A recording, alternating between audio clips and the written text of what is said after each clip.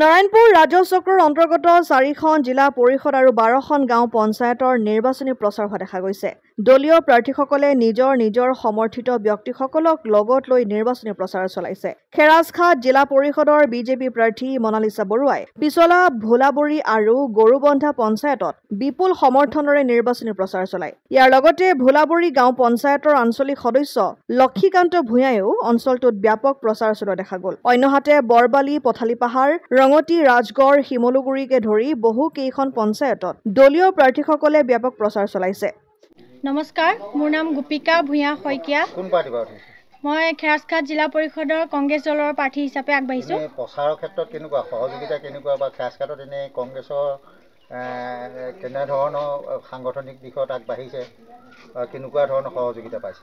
প্ৰচাৰৰ ক্ষেত্ৰত ক'বলৈ গ'লে বহুত বেছি সহায় সহযোগিতা পাইছোঁ, লগতে আশীৰ্বাদো বহুত পাইছোঁ।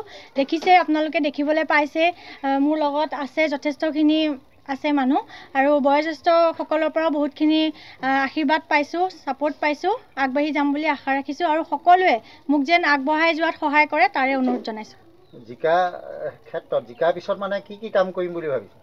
জিকাৰ পিছত ৰাইজৰ কাম কৰিম বুলি আগবাঢ়িছোঁ। দেখিছোঁ, বহুতখিনি দেখিছোঁ, শুনিছোঁ, তাক সেইখিনিক লৈয়ে আগবাঢ়ি যাম, কাম কৰি যাম বুলি ৰাইজৰ হকে মাত মাতিম বুলি আগবাঢ়িছোঁ। হয়, জিকাৰ পাছত মই নিজকে প্ৰতিশ্ৰুতিবদ্ধ কৰিছোঁ যে মই ইমানখিনি দেখিছোঁ, নিজে এখন গাড়ী লৈ আহিছোঁ, যেতিয়া ভিতৰুৱা অঞ্চলত যেতিয়া সোমাইছোঁ, খুব দুখ লগা, খুব বেয়া লগা এটা পৰিৱেশ। তেনেকৈ মানে দেখিছোঁ ৰাইজৰ যিখিনি অভাৱ অনাটন আমি সেইখিনি পূৰাই যাম বুলি মই নিজক প্ৰতিশ্ৰুতিবদ্ধ কৰিছোঁ আৰু যিমানখিনি পাৰোঁ মই সহায় কৰিম। নাৰায়ণপুৰৰ পৰা ৰাজেন বৰুৱা ৰিপৰ্ট, অসম আদিত্য।